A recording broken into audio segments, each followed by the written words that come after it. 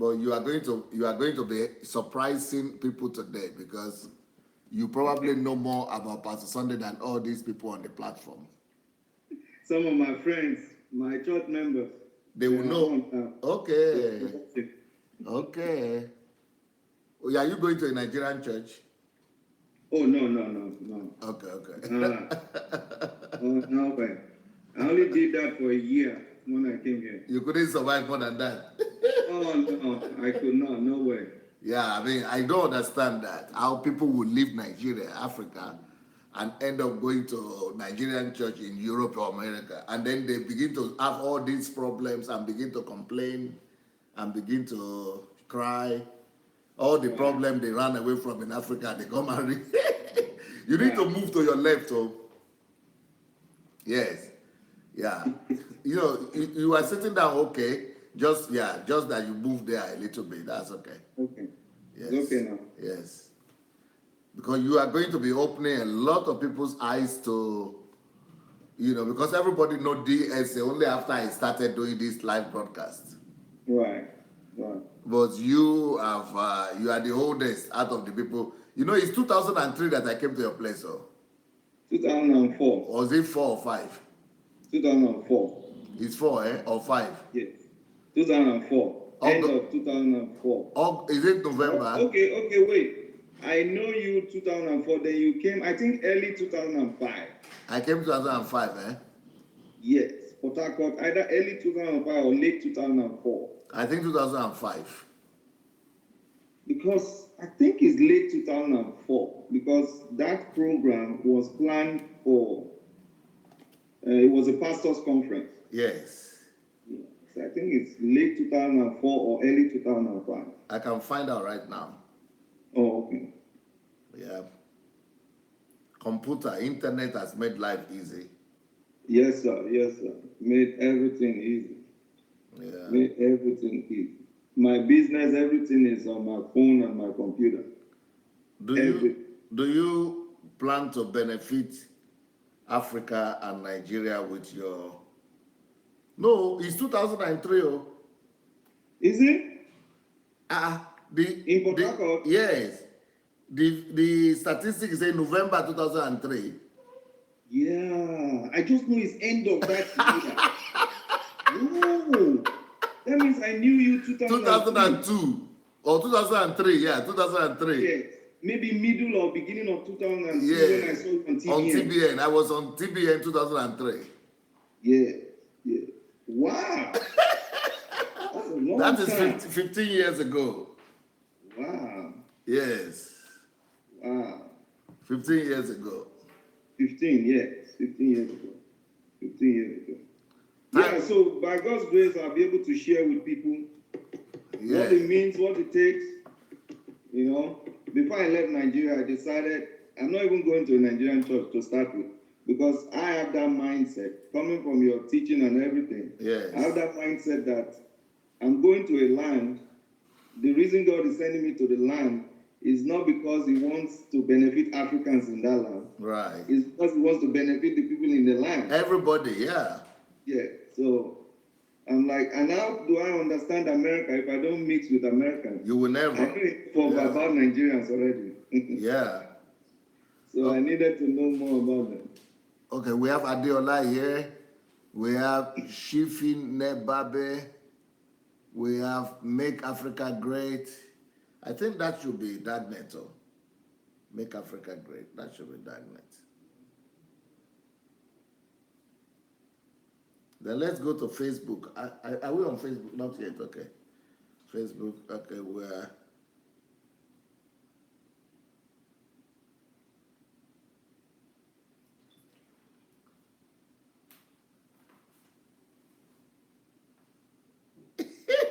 I'm sorry. Somebody is writing me here and saying, even though we are not talking about this, but I just got the letter. I'm going to say it. This person is saying, I can write a whole book on Oyedepo. He is the most corrupt pastor in Nigeria. I hope I'm not offending you by reading this thing. You mean me? I'm sure you are never connected with Oyedepo now, so. No. Okay, so you don't have any problem with Oh no. I've been watching all this series about Adeboye Oyedepo. I know what's going but on. a lot of Nigerians they get mad at me, I know someone that was telling me, oh, a lot of people they tell me, say, why is he talking about these men of God? Why is he talking about them? He even brought an atheist on his program. That's why I said no more. I don't want to have anything to do because with I that. brought Daddy Freeze. Yeah, they say no, not just that the atheist. Yeah, conversation with an atheist, all that program. Oh yes. Yeah, some people have a problem with that. So I'm Some like, people say, why should I even bring that? Even today, I got a letter saying, challenging me why I should bring Daddy Freeze. I don't know. They are calling Daddy Freeze unbeliever for some reasons. they just Nigerians refuse to they refuse to see what they're supposed to see, and they decide on seeing other things, and especially things they are told. Yeah. Like something can be in front of them, and somebody tells them, "Don't look at that thing in front of you. Look at the one right behind you over there." Wow. And their mindset, they are able to totally ignore that is in front of them and focus on that is far away. You know how somebody explained it to me the other day. They said the reason is because in our culture it's more important than the truth. That elder is more important than the truth in our culture. That an elder, that the word of an elder is weightier than the truth that you are saying with your own koro eye. Right. I don't know if you are getting me. That is true. That is true. And I was looking at Pastor Adeboye a day ago. I think he was trying to respond to what you said. Yes. He said, the elders said. I'm like, the elders? Who the elders? The people said is what you're supposed to say. What do you mean the elders? So I think he still has it in the culture and in his mind. The words of elders to him, they are much more, is it weightier or much more respectable than the word of God? So he doesn't have a concept of the truth, that the word of God is the truth. And the word of elders, even though they are elders, but it's a word of man. So the word of elders cannot compare to the truth. I don't know if you are getting me. I understand you, sir. Because, for example, if Adeboye, so what I was told is this, because I was saying, I thought you should be supporting me. You are pastors. Yeah. Somebody said that it is not the death and resurrection of Jesus that takes you to heaven anymore. Right. That it is your tithe. That is annulling the death and resurrection of Christ, the finished work of Christ. Are you not supposed to be supporting me? Right. Instead of supporting me, you are supporting the one who is destroying the basis of your faith. They said, but you don't have the right to criticize an elder. I said, yes. Okay, let's say I don't have the right to criticize an elder. Which sin is more grievous? Right. Me criticizing an elder, or the elder violating and canceling the work of Jesus? Right. The elder himself is not respecting Christ and his finished work and God. Yeah. So which one is more grievous out of the two sins? No, they said, no, you don't have the right. I said, wait. So I said, okay, what will you now say about what Adeboye said? They said, if he said that, it means that is what God revealed to him. I said, but God cannot reveal to him something that is not in the word of God. No, they said, yes. But if he said that, it means he has his own revelation. I said, wait. So what I discovered is that in Nigeria, anybody who says that, if the person is an elder, or his person is rich, or the person is influential, it is his truth. Whatever he says, it has what do you call it? It has what is the word I'm looking for? It has more importance over. Is it prominence or what it has? Supersedes. Yeah, it supersedes. Is more important than what the truth is. So if the truth is that this thing is red, and an elder said no, it should make him say it's not red. and it's an elder that you respect, you have to change your mind quick and say, yeah, I think I'm making it. Sorry, sir. I think I'm making a mistake, sir. I didn't know, sir. Yes. You are right, sir. He's black. He's black. Right. Right. That is subservience. Right. And Jesus said, you have taken the traditions, they are taking your traditions and raise it above the word of God. So the traditions, like what you said, the tradition in Nigeria is about the elders. Yes. And one thing I want to point out to you as well about the men of God in Nigeria is this, because I've been there, I've seen everything. One thing is this: the men of God, they weren't rich in the beginning. Okay. But now most of them are rich. Okay. What you need to understand in Nigeria now is, because of the level of poverty, okay, a rich man is king. I see. A rich man is king. A rich man can go out and murder people now and use money and buy everybody. Everybody's mouth will be shut. So what happens now is that through these things you have been talking about, the pastors are now able to amass wealth. So it's not only that they are religious leaders, okay, but they are also wealthy people. I see. So they can bamboozle you with the wealth. They can mesmerize you. Okay, if you don't even listen to what they are talking from the scripture, what they are manipulating with you from the scripture, what about the wealth? Because you are poor.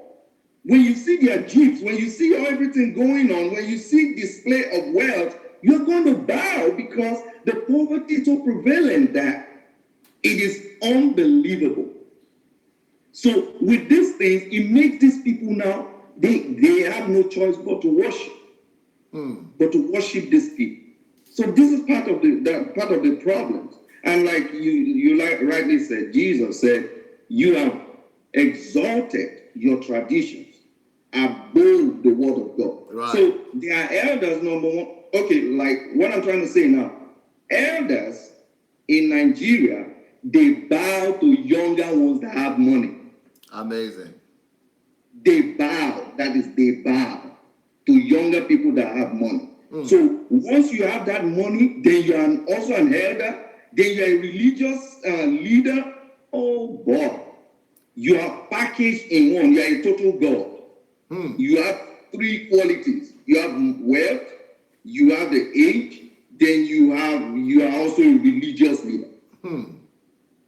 So those three things, a lot like the big pastors in Nigeria, they have those things. Yeah. So they have, automatically they become a god.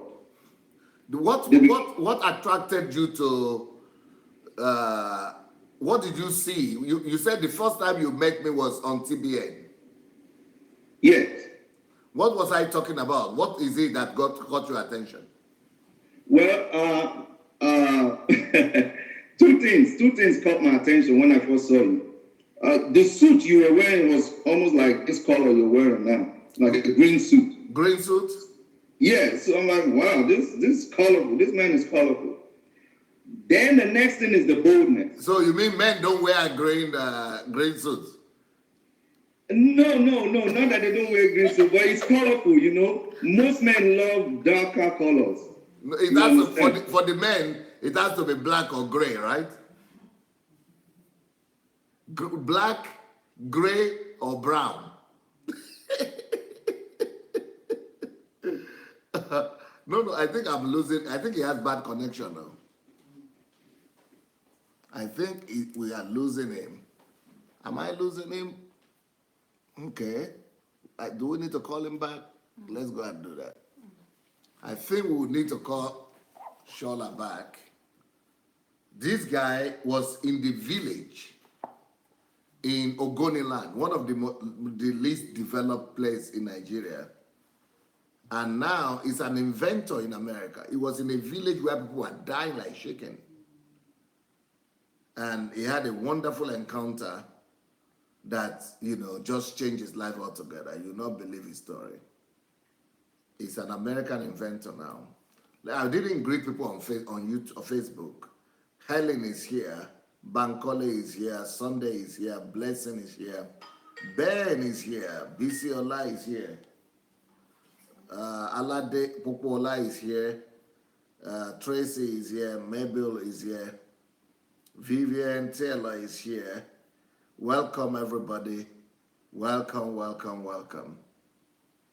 And okay, I think we got him back. Yeah, I don't know what happened to the connection. Yeah, what happened? I think probably your line. We had a challenge with your line. Could you sit? Could you sit up more so that your head will come up? Yeah, yeah, like good, like that. Right. Yeah. Okay, now. That's good. So yeah, you said you saw me on TBN. Let's continue the story. So you were, first of all, you were colorful. I'm like, green suit. Okay, catch my attention. Next thing was your boldness. Then the fact that you are in Russia. I'm like, what? Then the boldness, because I am, from my upbringing, I'm a fearless person. Naturally, fearless person because of the things I experienced growing up. So when I see someone that's bold, I'm like, that's my kind of person. So I'm like, wow, the things you were saying and the things the Americans were talking about you. I'm like, what?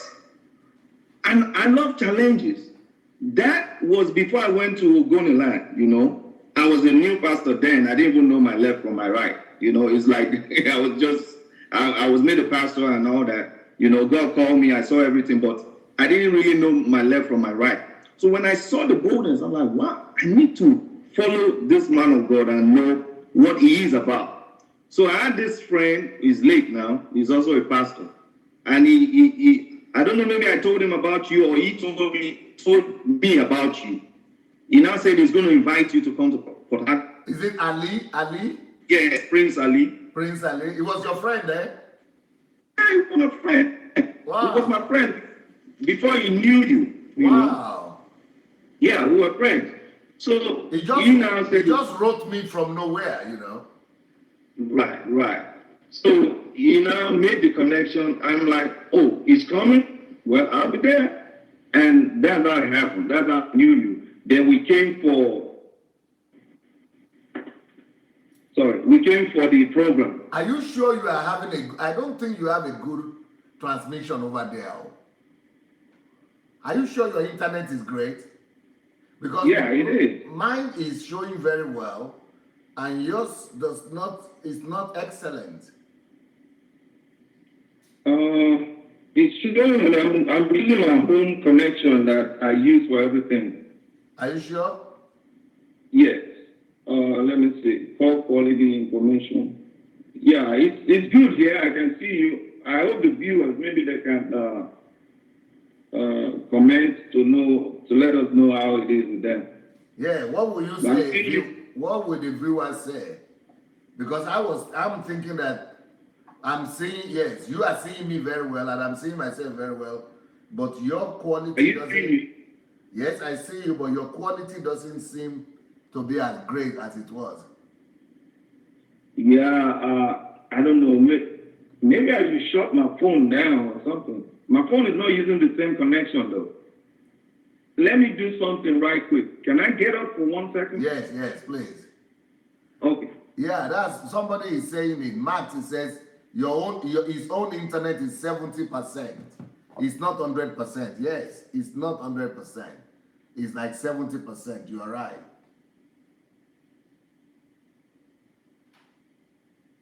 Okay, we have Beatrice greeting us here on YouTube.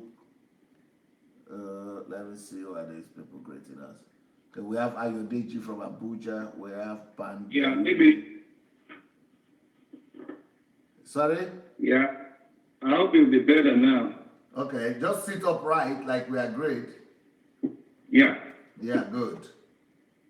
Okay. Well, you know, I don't think it's still the best, but at least it's a little bit stable now. Go ahead and talk. Let me hear you and see. Hello. Can you hear me clearly? Yep. Okay. So, but you are quite. It's like you are rushing through your statements. Because you mentioned okay. a few things that you Right, observed from that from that TBN interview.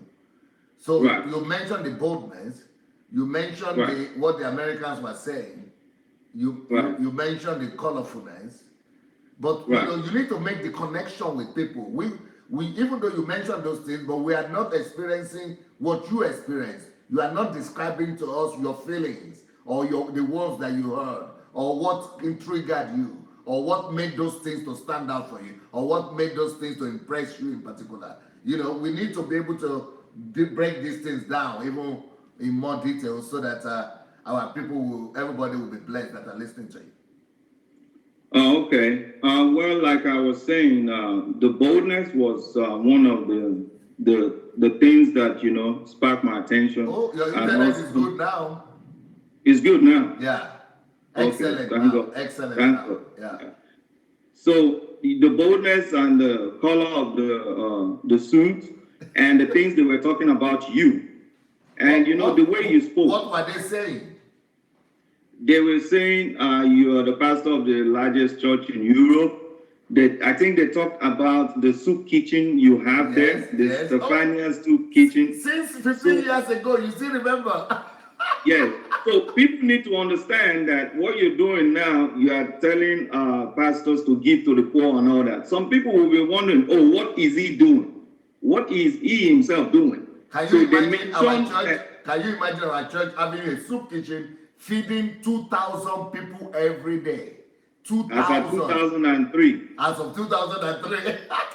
Yes, and one of the things you said in that broadcast, or maybe subsequent broadcast, was that you told one of your members that instead of bringing your tithe to the church, Yes. go look for a ministry and found a ministry and use that money to bless the poor. Right. And just one of your members was sponsoring that soup kitchen and feeding people, 2,000 people. You're right.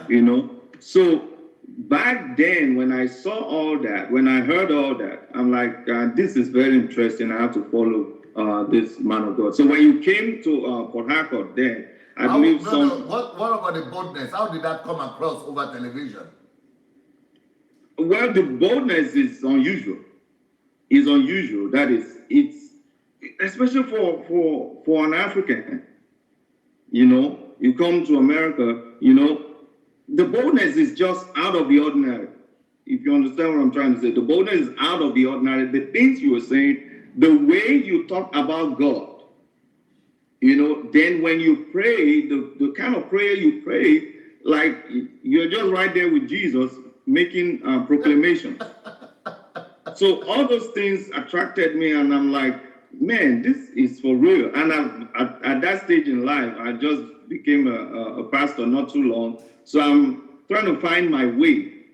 All what I have around me wasn't, when you are at a state in life, you know where you want to be. You know where you want to be, but you need things around you to motivate you or to help you get to where you want to be.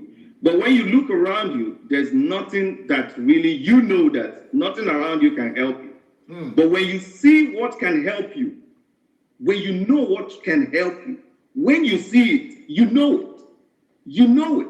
The problem with a lot of people is that they get used to their environment. When I was in Nigeria, when I was in Port Harcourt as a pastor in the church, I knew that my location was limiting me. I knew my environment was a limitation, was like a barrier to me.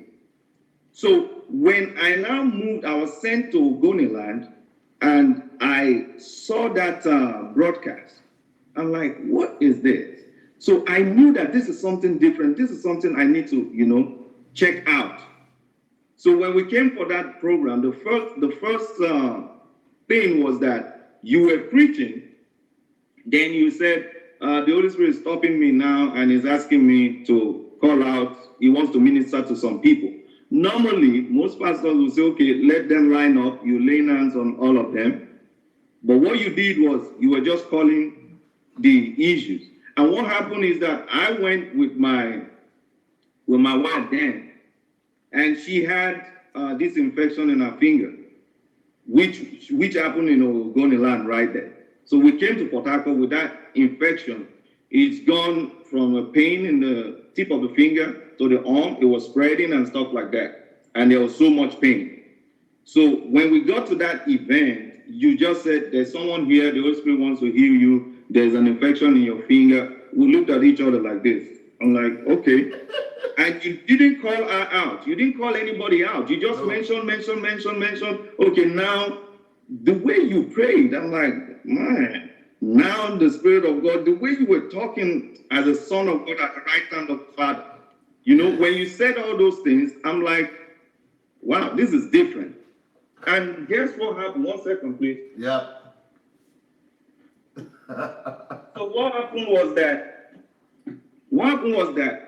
You were you saying, continue ministering. yep. You continue ministering. That is what a Nigerian pastor would take 2 hours to do, to bamboozle and shake everybody and scatter the whole place and don't mess up the whole arena. Make it a big deal. Make it a big deal, a drama. Yes. Something you will do in America here that some people will call the cops, that there is chaos in that building.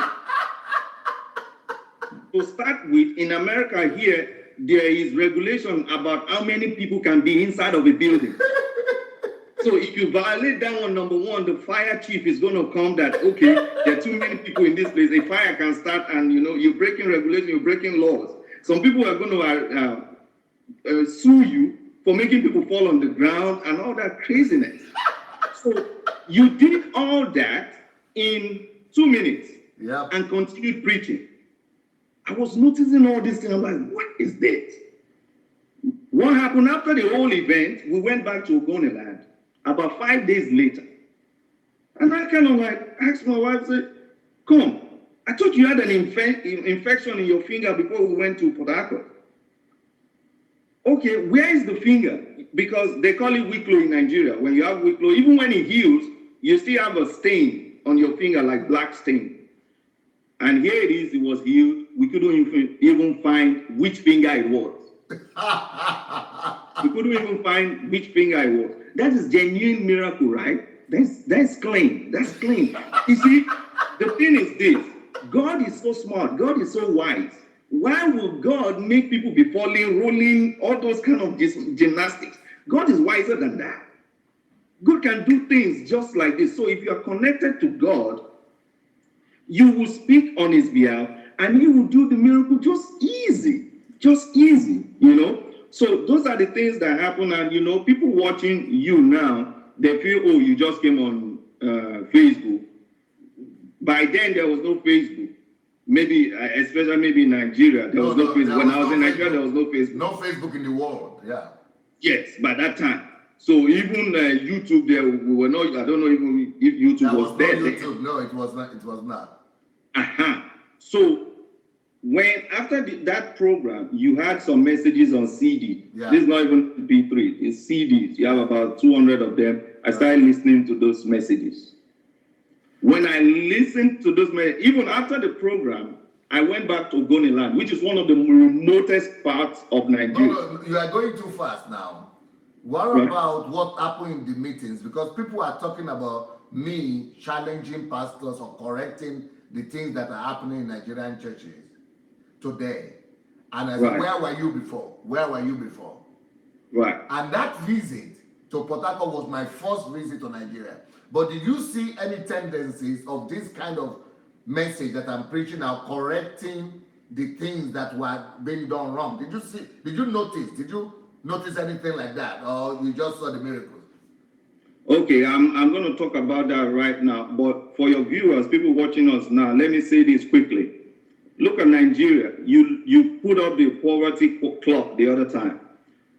Nigeria has pretty much the most pastors and churches of any other country. And the richest too. Yeah. The richest pastors. See, this is common sense. You have so many pastors and so many churches, and you're poor. That means you've been doing something the same way for so many years. Then Pastor Sunday is coming now and saying, let this thing be changed. Guys, I'm talking about common sense now. Let it be done a different way. Let's see the result. So coming to that event, that program, when you came, It was so funny. It was so revolutionary that I'm like, then I started laughing. One of the things you said is, why are they bringing me to church in maybe 2 or 3 cars, jeeps as they call it in Nigeria? Like four wheels. Yeah, why are they using the police? Why are they using the police to beat people out of the way just because they want to get me to the church? So that is 2004. You were saying that. So 2003. yeah, 2003. Yes. So I'm like, where is this man coming from? This is the normal thing that happens here. Everything accepted. We are even proud. Church members are even proud that their pastors have so many lines or convoy of cars and have police escorts and are able to chase people off the road. Even church members are proud of that. This is one thing you have to know, Pastor Sunday. So you have seen that before? Yes. Church members are proud of their pastors having line of cars, chasing people off the road, having police escorts. But they were using kobo weed. Yes, that is normal. That is accepted. Because when you live in an environment, you now become part of the environment. You don't know no better. So you mentioned that. So I came to the pulpit and I challenged the pastors right there in their own pulpit that don't behave like this, don't mistreat people. Because of me, I would rather be in the line with the people. I would rather walk with the people. These same people are the people who want to save. And you are beating them off the road because you want to get a preacher to church. Right. And some of them are church members. You are pushing them everywhere. What is this? What Christianity is this? Where is your love? See, this was 15 years ago. Right. Right. So, so you said that. So you still remember that? Yeah. Then you talked about how can a church exist in a street, in a city, in an environment, and there's so much money in that church, and the roads are bad. You remember? And people are poor. You can't take care of people. You remember that? Yeah. So you talk about what you are doing. You came with a lot of your members, about 15 or 12 of them. Yeah. Yes. So you were talking about what you do back home. Yeah. And the thing is, everybody agreed what you were saying was right. They agreed. Nobody was able to challenge. But as time goes on, after the event, after the pastor's program, everybody fall back to the normal way of doing things. Wow. Because the road was so bad. Right. Riding from the pastor's house to that church, the road was so bad. I said, you are building a big cathedral, and you have all these people, rich people, all these government commissioners, and all these lawyers, all these people, and you wanted us to stay in the 5-star hotel. The money for the 5-star hotel will be enough to fix the road. Do you know where I stayed? Do you know that I refused to stay in the 5-star hotel? Yeah, I remember. You stayed in the pastor's house, if I remember. Yes. Yeah. Because they were going to be spending $2,000 a night for me to stay in the hotel. I said, I don't need to stay in the hotel. Keep your money. I said, do you have a house? They said, we have a house. I said, I will come and stay in your house. They were shocked. They were saying, but you have Oyibos with you, you have white people with you. I said, don't worry. If you have water there, if you have something there, we are going to stay in your house. Keep your money. You don't need to waste all your money in the hotel for us. Do you know one other thing that caught our attention when you finished and were leaving? Most pastors, when they come, they will get honorarium, they will give them money and all that.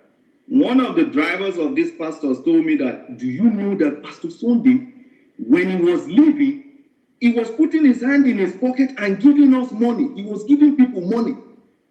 Instead of receiving, this one was giving people money. So we were surprised, like, really? Because I walked close to the pastor of that church.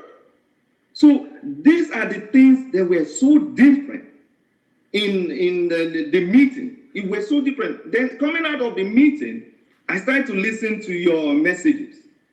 Then you talked about how you get close to God every week, every month, maybe few days, 7 days in a month and stuff like that. When I went back, I said, okay, I'm not born again. Now I know I'm not born again. As a pastor. Yes, I was sure I wasn't born again. I tell you. I went back and I said, oh yes, I'm sure I'm not born again now. So my church members thought I was crazy because I just started in that pastoral. I tried to play the messages to them, but they can't really understand. So 2005, I said, I want to know God the way you know God. I fasted intermittently 2005 for 9 months. That is on and off, 2 weeks, 1 week, 3 weeks, 4 weeks, just like that for 9 months. Beautiful. Until I was able to get to the place where I now knew God in a special way. So the two things that you did for me, your messages did for me, was number one, to know God and know my place in the spirit realm, to know my position in the spirit realm, to be able to deal with forces that are contrary to us. Yes. Number two that you did for me is to make me understand that, like Jesus, I'm supposed to help my fellow human being. I'm supposed to be a blessing to the land, you know. But do you also notice that in that Port Harcourt meeting, that after the meetings, all these pastors were just disappearing, but we said, why are you all going? They said, go to the car, go to the car. I said, I cannot go to the car. People want to see me. I'm the pastor. Right. And I was staying back to talk to people. Yeah. Right. Yeah, because normally when a pastor like of your status, then when they come, once after the administration, they take them through the back and they get in the car and they leave. And you know, that is part of way of increasing your value. Okay. To that of to be much like a deity. Okay. To be much like a deity, and people will now hunger more to see you. Okay. And you know, they always look at people that are going to see you. Okay, for example, now the church in Nigeria, a pastor knows the wealthy people in his church. He knows all the wealthy people in his church. Right. So every ordinary person will not just come and see you. I see. It's the wealthy people that will see you first. So that they will get the blessing. So whenever they get the blessing, whatever happens, they will give more to the church. They will give more to the pastors. I see. And pastor there. So the practice there is such that is to benefit, the pastor and for the people to continue coming. I was sharing with someone yesterday, the person wanted to talk to you and stuff like that. So I said, listen, Pastor Sunday is such that he will teach you and tell you how to connect with God and be one with God yourself. So that there's no strings attached between you, between you and Pastor Sunday. He will connect you to God. The pastors in Nigeria, what they do is to connect the people with a string to themselves, then connect themselves with a string to God or whatever other God they are connecting to. So the pastor is never out of the picture because you must keep coming back to the pastor. Wow. So I told the person yesterday, I said, Pastor Sunday is going to teach you how to connect to God and get what you need from God. By yourself? Yes. Do you know that after your teachings, after I did all that in Ogoni, do you know that, let me tell you one incident, and for your viewers to know, for Nigerians to know that, listen, you don't need pastor. You need Jesus Christ and connect to God. You don't need pastor. And even if you connect with a pastor, just like Apostle Paul said, he said, follow me as I follow Christ. Once your pastor is not following Christ, you put him to the side. Right. Don't in one side, So this incident happened that out of the teachings that I got from you, we were in rainy season in Ogoniland. And when you're in rainy season, rain can come anytime. So I went to Port Harcourt that week, and I was rushing back to come and preach in the church. So I got there just about the time to preach. When I got there, there was fewer than 10 people in the church. A church that normally has over 100 people. Why? Because there was such a heavy downpour of rain.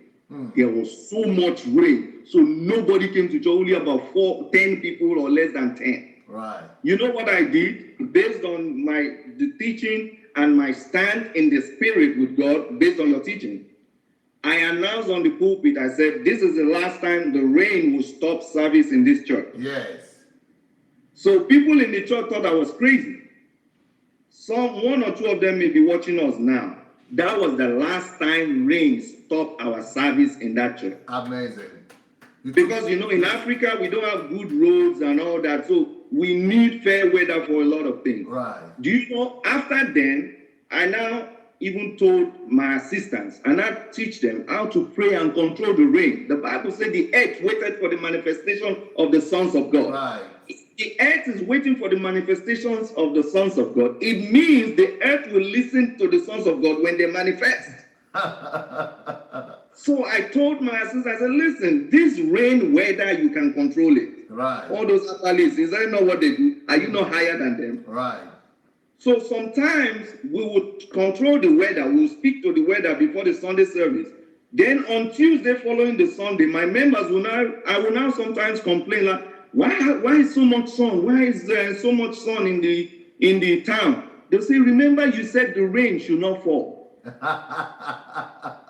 So it got to a point, and I told my assistant, I said, whenever we come to church and there is rain, I will hold you responsible because you should do that while I do other things. Right. So these are the things Nigerian Christians should know, that they have that position. Okay, look at it now. Some Nigerians, they not even fear men of God more than maybe even the devils. Why the Bible says this? The fear of man becomes a snare. Right. You become snared by the fear of man. So these are the things I learned from you, and we were able to, manifest this thing. That place where we ministered, it was such a kind of like dangerous place and a hostile place. But with those teachings, we were able to, do what we did there, and God promoted me. I heard that some ministers were running away from there, or some people even died. Oh, yes. In that village. Right. The village, as at that time, there were some practices that I don't even want to mention now, because I have people that I love there and my friends, but there was some practices there. Are they diabolical? Very diabolical. And even cannibalism was going on there then. So the thing was that the first person that was sent to that land, he ran away. When he saw the things happening there, he ran away. Wow. Then the second one that was sent there, he never lived in Ogoniland. He only come preach and take off, go back to the city. But based on the teaching I was getting, when they said go to Ogoniland, I moved with my family. I moved everybody there. I was there for 4 years, ministering to the people. There was so much challenges, spiritual challenges everywhere. Coming from above. Yes. And being above the situation. Yes. And the Say, ground. he that comes from above is above all. Yes. That teaching, yes. That your teaching was in CD. Yes. That your teaching was in CD, and I was able to, with that understanding, control from above. Beautiful. Beautiful. Sometimes my member will see me. What did I speak about the supernatural ministry or something like that when I was in your place? Yes, you talk about the supernatural ministry, pastoring without tears. Yes. These are things you have been teaching from them. Some people, okay, like you're saying now, they need to meet some of us that have followed you from back then. Yeah. To understand that this man is not just doing this. The only thing that is different now is that God has now directed his focus to Nigeria. Right. This is something he has been practicing in Ukraine, Russia, there for almost 30 years now. Right. It's just that God now bringing him back to Nigeria. This is a blessing God is bringing to us. that we should now start to change. We're talking about the spiritual aspect where Christians are supposed to dominate and control, you know. Then what about the physical aspect where Pastor Sunday is teaching how you can be masters of enterprise? How you can be innovators. I've not come to that yet, except I get your permission to talk about that area. Yeah, go ahead. Okay. The spiritual aspect, you know, we were able, sometimes my members, they see me walking around that village or that town, speaking in tongues. They meet me in the night, walking out. They don't know what I'm doing, you know. But those are part of the things we do to dominate. How to control spiritual atmosphere. Yes, sir. Yes. You listen to all those things. Everything. You know what happened? We had an event. My senior pastor was to come from the headquarters to the Ogoni branch of the church. Even him, when it comes to Ogoni branch of the church, he doesn't sleep or spend much time there. He will go back. Wow. But you know what he said? He said, Pastor Chola, I've used prayer to cover everywhere. We can't even leave. We have to stay here. So they spent, I think, 1 or 2 nights ministering to our parish there.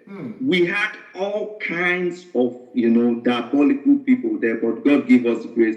And, you know, 2 pastors that went before me, they ran away, they couldn't stay. I went there, stayed with the understanding and the teaching, stayed there for 4 years. I left. The pastor that went after me, I tried to tell him, I said, listen, the teachings we have from the headquarters of Port Harcourt is not sufficient to survive here. It's not enough. I said, it's not enough. The kind of things here. The first pastor that went there, when he heard that I was moving my family there, he said, are you going to live there? He said, do you know that they killed a pastor and put Bible on his chest in that place? You want to go and live there? So when I left, the pastor that went after me, I tried to warn him. Even my assistant told him, say, hey, Pastor Shola, when he was here, these are the things he did. Oh, you have to, you know, we try to make him understand. There's another understanding. You have to come from above to rule. Superior understanding. Superior to them. All these devils, all the kind of things they talk about, you are above them. But it pretty much didn't listen to us. And unfortunately, within a year of him going to that pastorate, he died.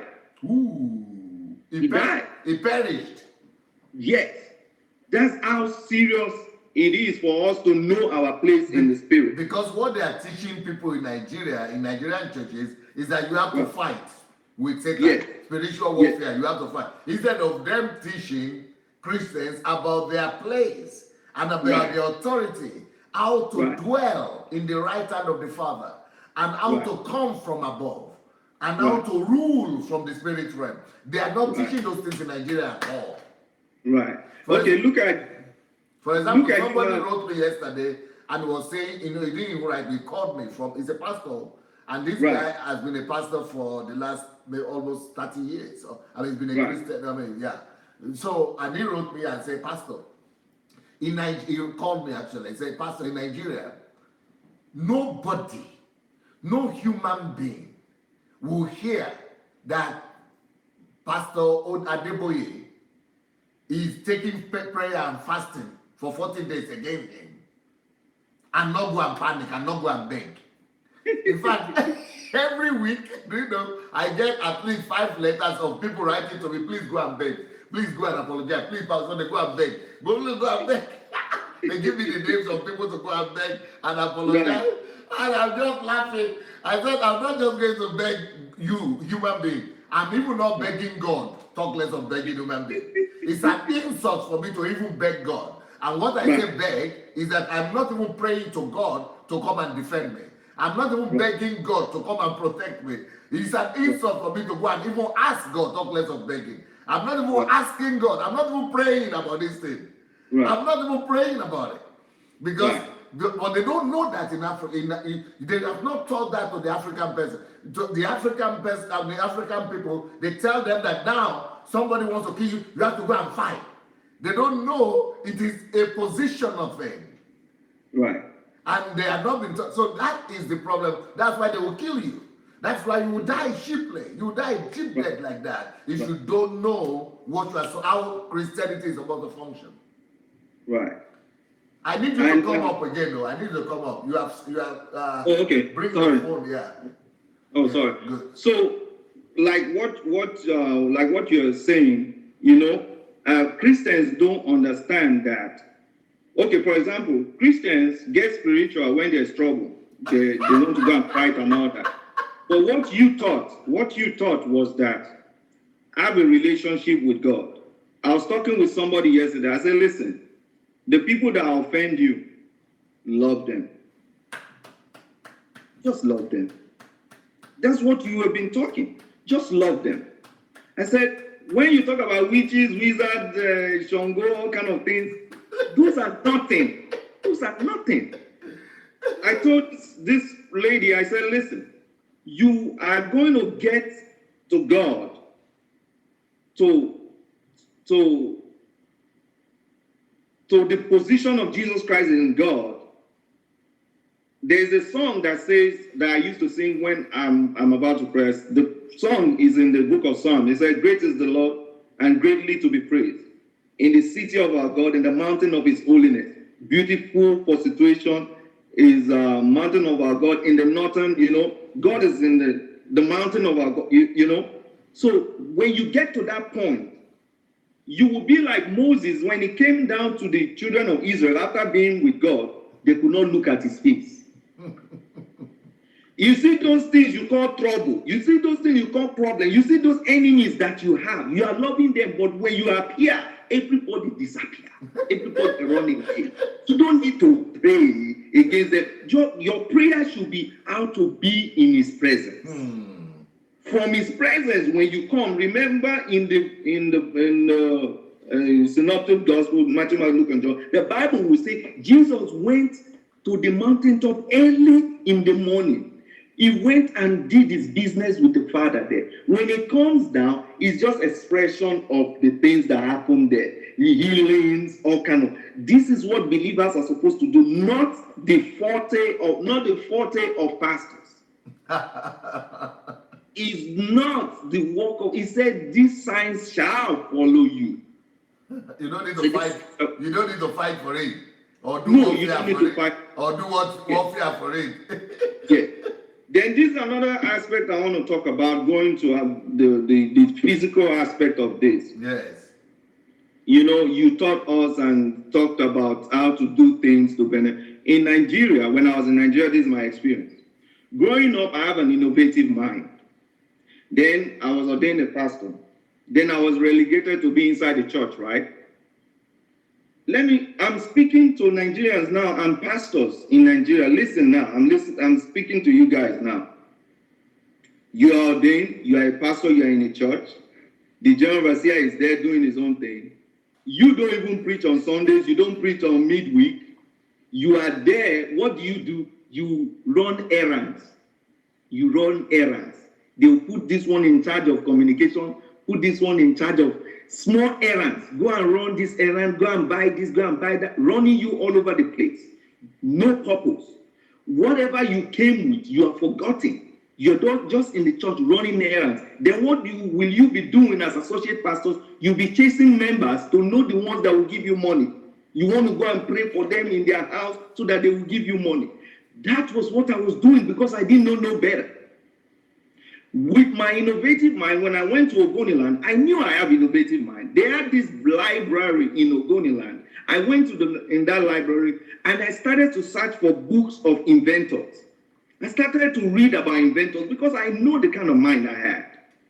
But because I'm relegated as a pastor, I was just doing the bidding of the senior pastor. Why should everybody become a pastor? If you have innovative mind, that is where you are supposed to. That is your ministry.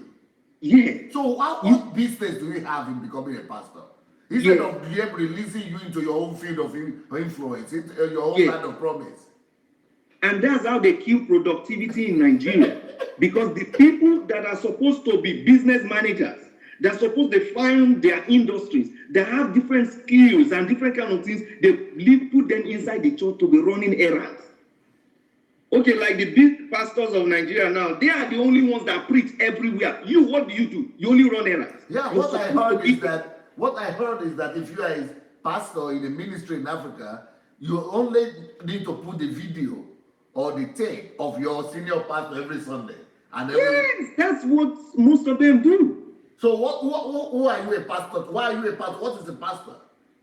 You know what, Pastor Sunday, I used to look at myself because I have what is called critical thinking. Yeah. And my dad is like that. Innovators have in critical thinking, right? Yes. So I always think things out. I always kind of like analyze things. I'm like, okay, I'm in this church now. I'm just running around. Then they'll pay me a salary at the month. To me, I wasn't even qualified for that salary because I don't even know what I'm producing. I didn't even understand what I was producing.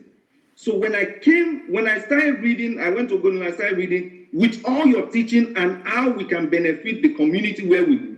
When I came to America, it's like my mind now met the laboratory of expression. Exploded.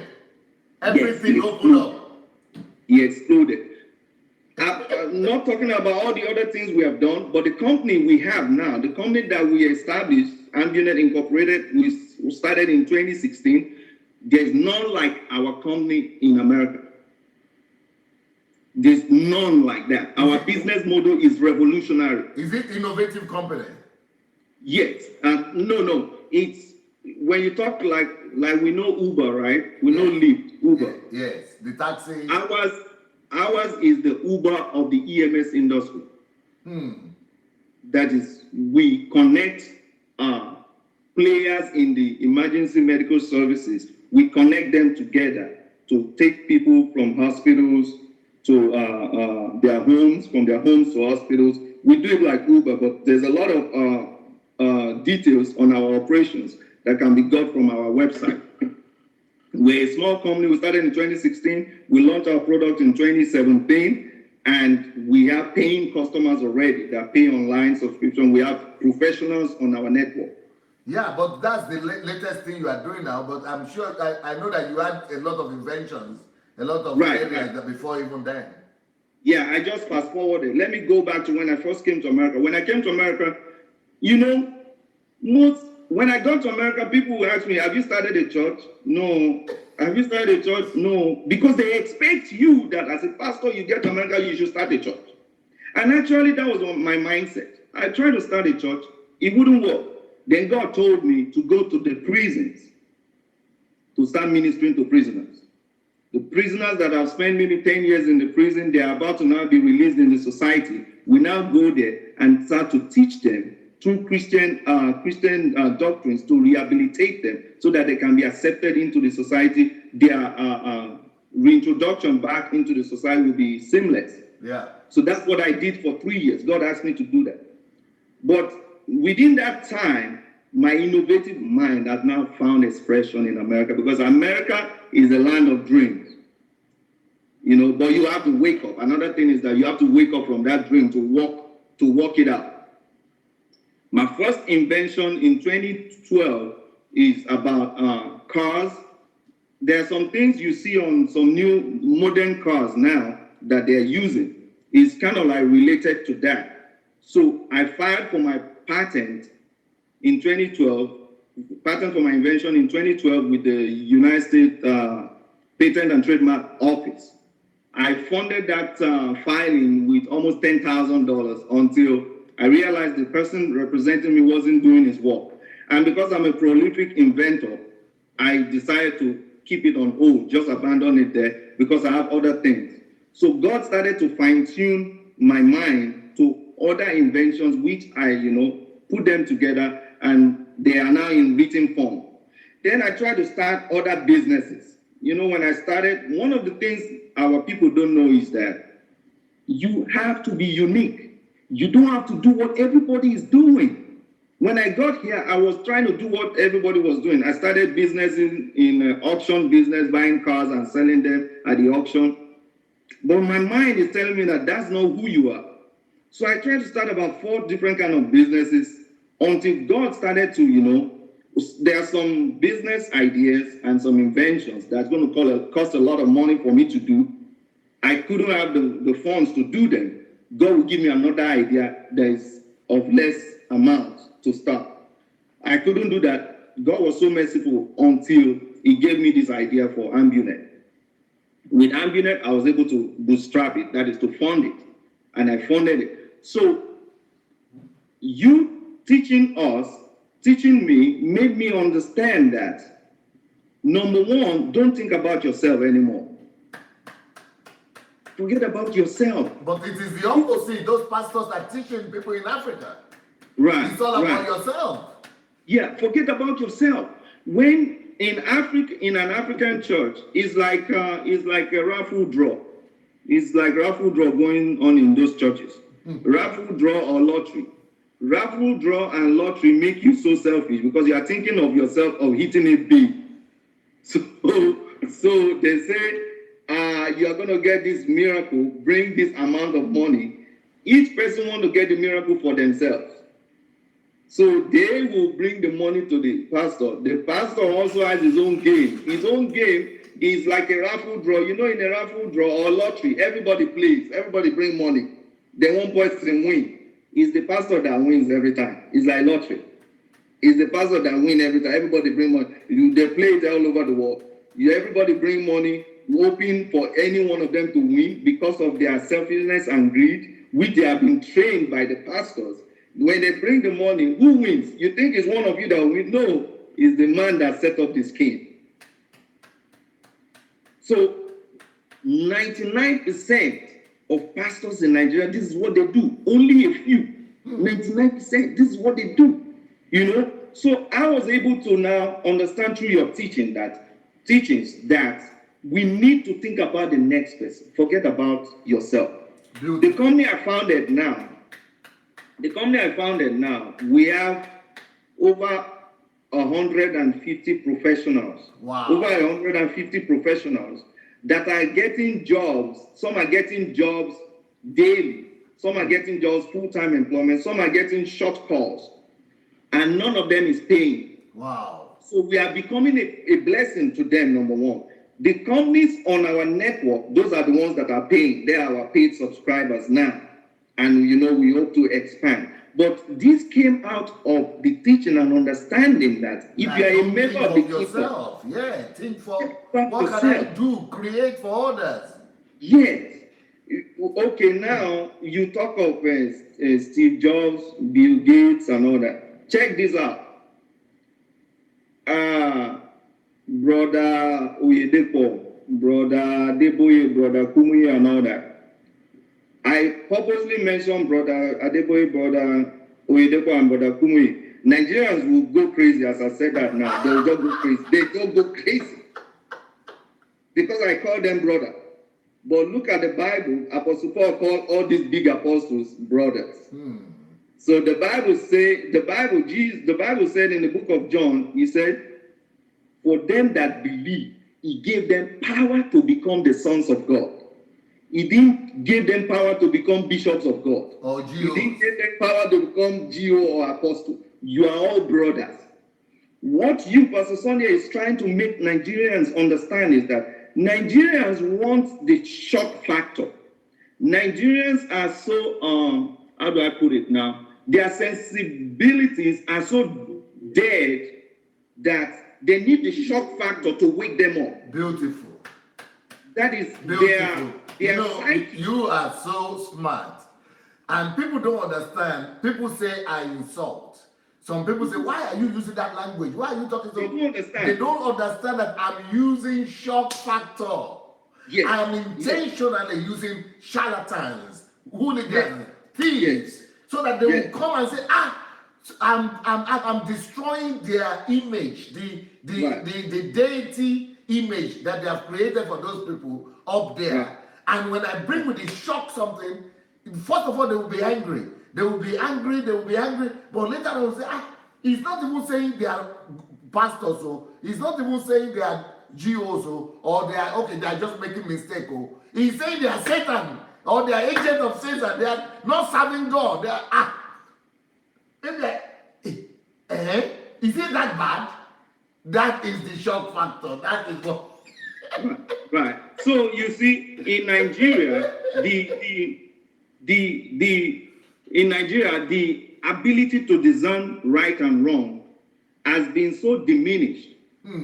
Those sensory abilities have been so diminished that for you to wake it up, you have to put the shock factor. It's like when somebody is shocked with electric, the person will wake up. Yeah. That is what happened when we had rulers in Nigeria in the 80s, when Buhari first came. Yeah. Buhari came with a shock factor, right, whereby even for you to queue on the line, Nigerians were so disorganized, Idiagbon and all that. They brought that shock factor that they were so tough. Nigerians woke up, and that was a chance for us to, to sit up as a nation. Right. But we missed that opportunity. A lot of things happened, which it's not my forte right now. It's not my talk. But what I'm saying is, what you are doing is, when you bring the shock factor, Nigerians are now able to wake up and listen to what you're saying. When I said brother Deboy, brother Kumuina, is to create a shock factor for them to know that, listen, these people they are brothers in Christ. In Jesus Christ, God sees bishop, apostle, everybody as sons of God. Yes. And you are trying to make them understand, say, listen, these are just sons of God like yourself. You don't have to worship them. When you worship them, you focus on them, and even God becomes so jealous. Yes. In your worship of them, you don't even know the next thing to do. Nigerians are so innovative. If you go to Computer Village in Ikeja there, most of those people don't go to church, but they have such innovative mind that they are building things you can't believe that. I have a younger brother there who's very rich, and they're doing great things. They innovate, they do things. But now, these pastors now hoard all these people. It's like in America and some other developed countries where you hoard chicken into one big warehouse. The chicken is not able to move. They're not able to move around, and before you know it, they are not really healthy. But the chicken and the cattle that you allow them to graze, to move around, they are able to discover. They are able to do things. So these people are hoarded. I'm going to say this quickly. When I was back in Nigeria, move to your left. Yes, I was in the church system. Ah. Okay, I was in the church system. It's a system. I was just in the system, going through the motions, understanding, just going through the motions. Then I read a book by Rick Joyner. Yeah. I forgot the title of the book now. The book now it painted a spiritual picture that churches are prison walls. Right. Churches are prison walls. Yes. The pastors and his inner circle are the guards. Yes. So in Nigeria, this man has his church. You are a member there. You are not supposed to go to the next church. You're not supposed to listen to the next pastor. You're only supposed to be in this church. So spiritually, it's like your own prison. You're not able to discover. So that is what is happening to Nigerian Christians. They need to wake up and connect with God, and also take responsibility for the next person around them. We need to take responsibility for the next, even if it's your wife, your brother, just take responsibility of their care. And when you do that, God will now give you the divine ideas. Like Jesus, when Jesus went to the wilderness and he was preaching to all these people, he was preaching to them. The people needed to eat. Jesus said, set them down in companies of 50s and all that. We have to give them food. Jesus, and this is what you taught. This is what you were teaching. Yes. Jesus took responsibility for all these people. And the divine idea came on what to bless them. So if you're a Nigerian Christian, forget about yourself. Think about other people, how you can be a blessing to them. Just devote yourself, commit yourself to only thinking about others. What can I do to better? Why is Bill Gates Bill Gates? Why is Warren Buffett Warren Buffett? I call these pastors brothers. What do we call Bill Gates? Yeah, we call him Bill. Right. If Bill Gates was in Nigeria, they will call him God Bill Gates. They will call him God Bill Gates or Chief Bill Gates. But here we call him Bill. So it's not about your title. It's about what product, what you are producing. So each Nigerian is supposed to come out and say, what can I do for the next person? Right. Everybody have their capacity. Just like you, Pastor Sunday, your story amazed me so much that you say you are not just a pastor of your local church in Kim, that you are a pastor of the nation. Right. I'm like, okay, how are you going to pastor the whole nation? But I now see the blessing, the things God has used you to bless the people with. So this is what our Nigerians should do, that take responsibility for the next person. When you take responsibility for the next person, God will look at you as a distribution center. And he will give you the ideas, what it takes to bless that person. And what we need in Nigeria is industry. Industry, product and services. Bill Gates, Warren Buffett, all of them, they produce goods and services. That is what Nigerians are supposed to do. Not to carry that money you are carrying to give to the pastor. You're supposed to put it together and start a company with it. And start something that is going to benefit others with it. Not to hoard the money. They are hoarding the money there, and Nigeria becomes. It's so funny. Somebody told me that, I forgot what happened. We were talking. A Nigerian told me that Nigeria is a receiving nation, not a giving nation. I'm like, a receiving nation? What do you mean? So I understand that Nigeria only receives things from abroad. They don't produce. Yeah. To export. Just like the pastors. Pastors are receiving pastors, not giving pastors. Not giving, So we are all supposed to give. And what are we supposed to give is industry, innovation, come up with ideas, do things that will benefit the next person. When you have that mindset, just think of what you can do for the next person, for the person to survive, for the person to be well fed. The Bible says in the book of James, it said, don't tell your brother, say, oh, be well, be clothed. No, it said, no. You have the things to make that brother okay. So you do what that brother can be okay by developing. I was telling somebody, I said, the company I started now, though we are expecting investments from different places, we talk to investors and we open and we're sure we're going to get investors. But I said, listen, this company I started now, all I want to do is to just build it to a point, and I'm going to move to the next company, and I'm going to move to the next, and I'm going to move to the next. When I sent the form to you, I said, my goal is to do two things. One is to set up a ministry to the homeless. This ministry to the homeless is going to bring people off the streets and teach them the principles of God, and teach them, just like you do in Ukraine, to make them become model citizens that can benefit the society. The second plan that I have as my kingdom fruit is to establish an institute for innovators.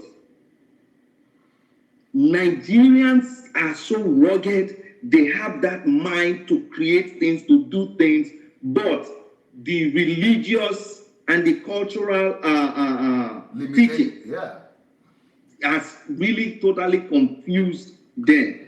So every Nigerian has to have critical thinking, think things out. So long as it's human being, so long as that person talking is human being, go and check what he's saying out. Like the Berean Christian. Go and check what he's saying out.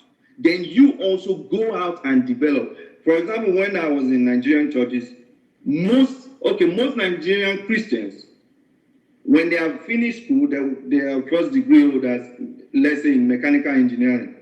He's a first degree holder in mechanical engineering. He read everything he could read just to pass the exam. He's not a mechanical engineer. He's born again. Those two things, that's all he needs. He goes to work as a mechanical engineer, earns his salary. Then what does he read after that? The Bible. Finish. He don't go about reading other things. There are two kinds of knowledge. As far as I'm concerned, there's two kinds of knowledge. One is spiritual knowledge about God. The second knowledge is about the things God created. Yeah. You learn about God. Then the second thing is to learn about the things He created. Yeah. How many Nigerians go into nature to study how the plants grow, to study how the insects fly? How many of them look to see how nature moves? They don't do that. But this is the thing they do in America. SpaceX, Elon Musk's company, his valuation just went beyond Boeing this morning. It's now $28 billion company. He has passed Boeing. Boeing is the one that makes the 737 jets. But SpaceX, Elon Musk, who is just a normal person, he don't go to church, he don't give title. He don't do any of that. His company now has passed Boeing. Is that not a human being who doesn't even follow Jesus Christ or anything? So how much more you that claim that you are born again? You can't think. And these are people that they look at nature, they look at things, they think, they analyze things, and they are able to come up with solutions. This is what you are preaching for our people to do. This is what you are telling them, that this is how you can be a blessing to the society. Not going to church, somebody is indoctrinating you and you are giving all your life to him. When you give your money, it's like, is it where your money is, where your treasure is, that's where your heart is also. So they give all the money to the pastor and all their life is in the pastor. When I started to do this Facebook outreach, yes, the position that I took is that I am going to walk away from this over spirituality, from the spiritual aspect of things. Right. Because what I've discovered is that the church has taken spirituality to an unreal dimension. Unreal. Everybody is spiritual. Everybody is spiritual and waiting for God to come and fix everything for them. Right. So people started saying it's not spiritual. It's not spiritual. Right. It's just using human. But they don't know that if we talk about spiritual, they don't even know what it means to be spiritual. That is, I did that to draw them back to life, to wake them up and say, hey, wait, why should I be talking to you about spirituality when you have already spoiled spirituality? I want to deliver you now from there. Right. So, but you know me very well, and you know me over the years, and you have seen me walk in the spirit. Right. But the balance that Africans don't have is that you could be spiritual at the highest level of spirituality and also be logical and be a critical thinker and be somebody that is normal, that is human. So I like the fact that you were able to touch on these two aspects of Pastor Sunday today. Right. Thank you so much, sir, for that point. Yeah, so that's what we want people to understand. You are heavenly minded, you're spiritual and all that, but you got to be relevant on this earth. You got to be relevant. Okay, there are some places now, there are some people now I am able to talk to, as I'm on your platform now. Some of my American friends are watching. I'm able to talk to them because they know me, not only for the fact that, he's a Christian or something like that, but also for the fact that I'm diligent in my business. The people I do business with, my dad, on his birthday, this is his last birthday, he turned 83, he told me, he said, in business, he said, make sure that you are honest. He said, you must be honest. He said, if you are honest, that honesty will speak for you everywhere. Right. He said, if you have integrity, it will speak for you everywhere. So people I do business with, they know me. So based on that fact that I'm applying the heavenly principle to my character, then I try to be the best in what I do. That is what will now attract even people that don't believe in Jesus to you, and they will listen. So this is what Nigerians are supposed to know. As far as I'm concerned, pastors in Nigeria, no pastor in Nigeria, apart from not taking tithe, no pastor in Nigeria should be pastors only. They should be working. Either they have a company, either they are working at a job. There should be a law where you can be a pastor, but you must work or own a company. or have an investment at least, or have an investment. Invest and have something that is generating money for you, like Apostle Paul. Right. Apostle Paul was building tents and he wrote 75% of the New Testament. How can you be a pastor and you sit on your own and you be planning this Sunday? You are planning what to cook up to get money. That's your plan. That's your product and services. Is that a product? Is that a service?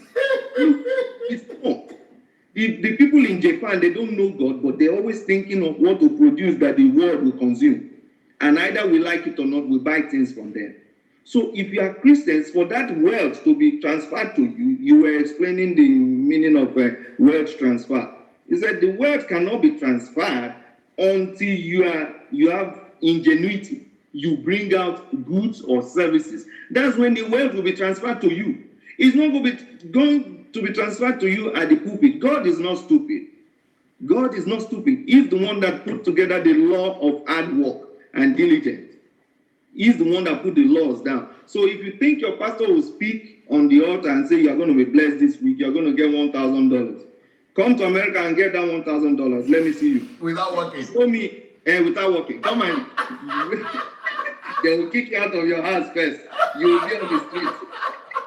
Let your pastor tell you, this week you are going to make $5,000. Then sit at home in Houston, where we live here. Sit at home. Your pastor say you will get $1,000, you will be blessed this week. Go sit at home and do nothing. Let me see you now. Come and show me the money you get. Either you go and steal, they will arrest you, they'll show you on TV. Again, that's the only way I know you can get that 5,000. So in Houston, in America, everybody work. Nothing is free. And even in America, they say American dream. There's something I said recently. I said, the American dream is real, but those that get it are not sleeping. The American dream is real. They work 24 hours. Yes, but those that lay hold of it, they are not sleeping. They are working. They are working. So it's only in Africa that people, if these pastors can just, if each pastor in Nigeria, the wealth they have, if this pastor in Nigeria, with the wealth they have, if they can start one business let's just say one business every 5 years and employ people and make profit out of that business, Nigeria will change. Yeah. Immediately. Now, you have spoken to us about your encounter with DSA on TBN, on television. Right. Then you spoke to people about your encounter with DSA in Nigeria. Right. But I think you also encountered DSA in America. What were your impressions about DSA in America? Or you can't remember? I'm sure you we have not met in person in America, but we always talk on Skype when I have issues. And this is one thing I want to say about DSA in America. You saw the work I was doing in America. You met people you had of the work I've been doing in America, right? I was doing when you just arrived. Oh, okay. Well, in America, I've not really met the people, but I've met them online of the things we are doing here, your churches, all the fellowships and everything you're doing here in America. Yeah. And one thing I want to mention here is that you have been my mentor for all these years. The funny, Nigerians should listen to this. You have been my mentor all these years. I've never sent you an offering. Is that strange? I've never sent you. I've never sent you 1 cent. Is that strange in Nigeria?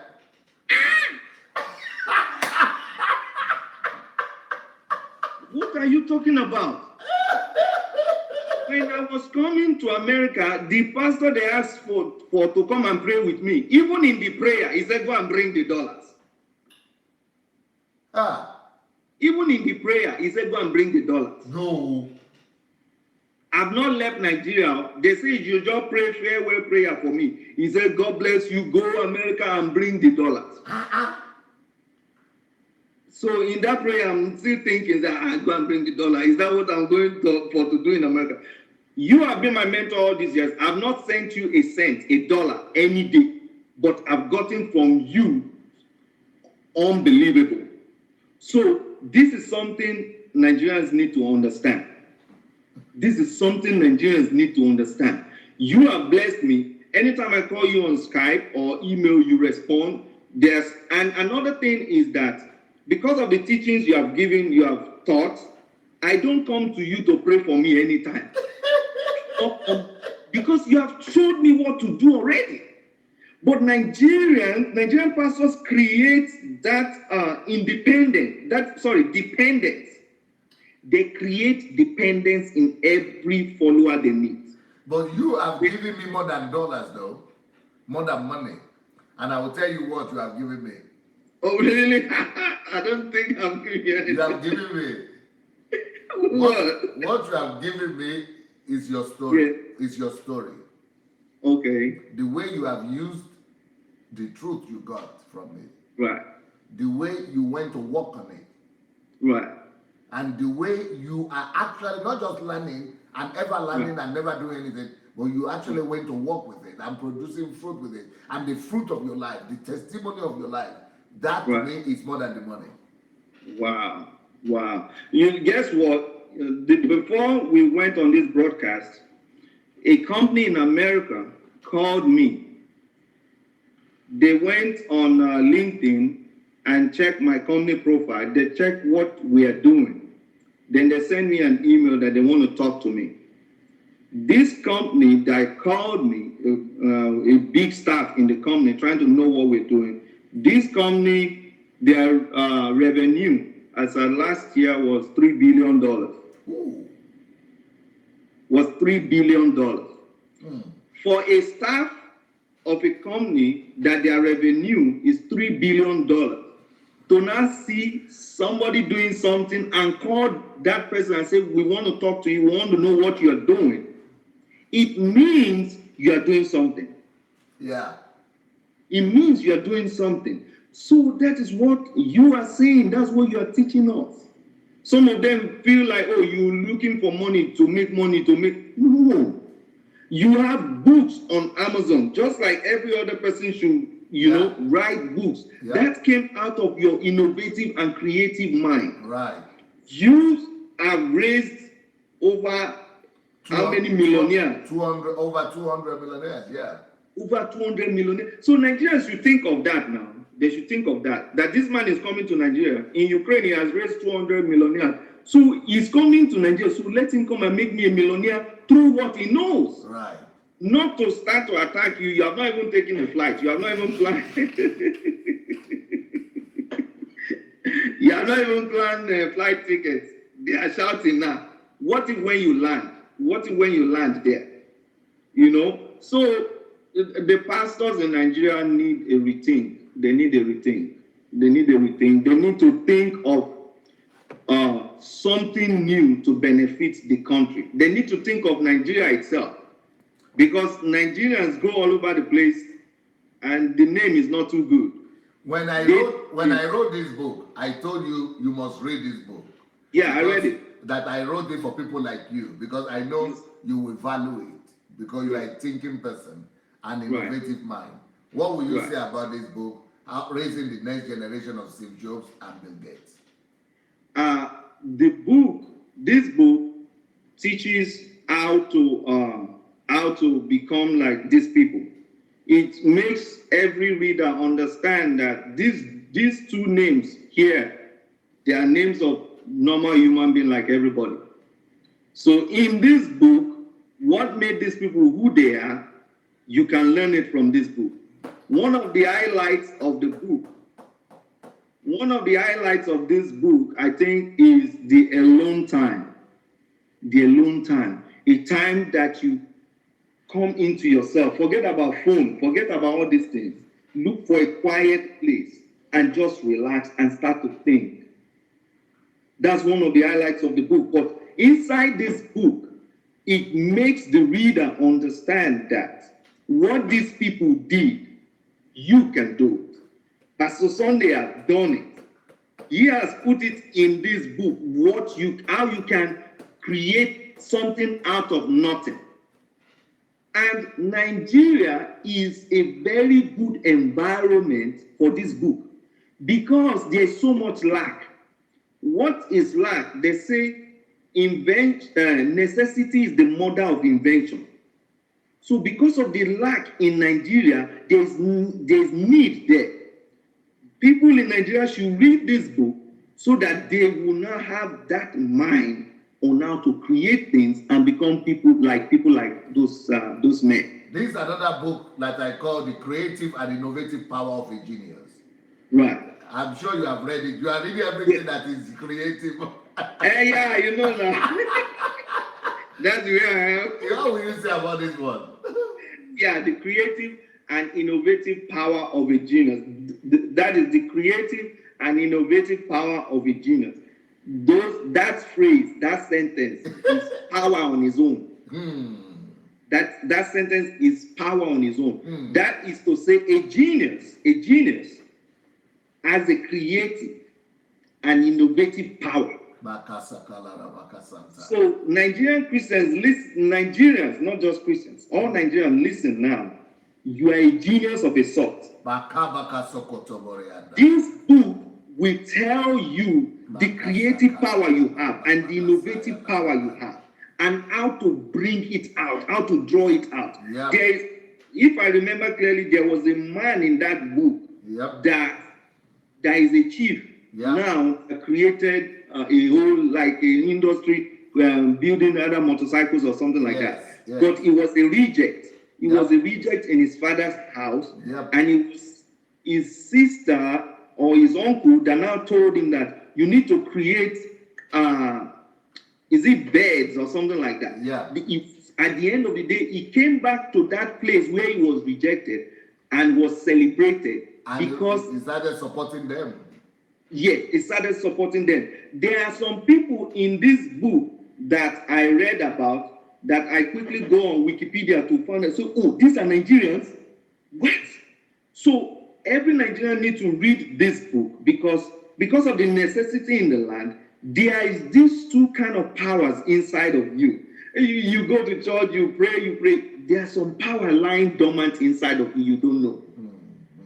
This book will tell you that power and how to harness that power to be able to create things. There is another book you wrote that says how Nigeria will take over America and stuff like that.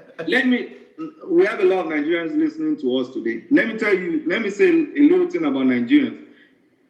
You even said it, but from my experience, Nigerians have what we call grit. In America, we call it grit. They have this power. They have this. Yeah, they have the gut. They have that gut. They have the gusto. They have that fire. They have that fire in them. Anywhere they go, that fire, they're able to push. They're able to push the envelope. They're able to push. But what they need is how to direct that power. How to direct it into innovation. So it's not just to go, even Nigerians in diaspora, it's not just for you to go to a foreign country and all you are thinking of is how to earn paycheck to paycheck. No. Right now, I have a company, and because I'm bootstrapping the company, I work only 3 days a week. The other days, I focus on my business. But Nigerians, because they have that power in the belly, they go to other foreign lands and they are just working 6 days. Another thing about innovators is that, listen, you can't be working salary 6 days and 7. No, you need days that you will be by yourself. That's the difference between Africans and people here. They find time to be by themselves. When you're working for somebody, your life, you are giving your life to that person. Some people want me, can you help me do this thing? I say, no. Today, I'm doing it for myself. I'm building my company. So Nigerians have to know that you have, according to that book, you have the creative and you have the innovative power of a genius. All Nigerians are geniuses. I know you read this one too. Yes. Church. Well, you started to... Oh, we lost him. Okay. He read Church Shift. He couldn't talk about that, and money will make you rich. But anyway, our time is over, nevertheless. and it ended at the right time. This guy has so many inventions, in so many original inventions. I wanted to talk about the fact that I didn't talk about the fact that he's from Ijebu as well. He was born and grew up in Port Harcourt because that is where his parents moved to. But he's an Ijebu man. He's my village guy, but he didn't grow up in Ijebu. So I wanted to talk about that, but we couldn't get it. But anyway, we are coming back in the next 30 minutes to talk about peace.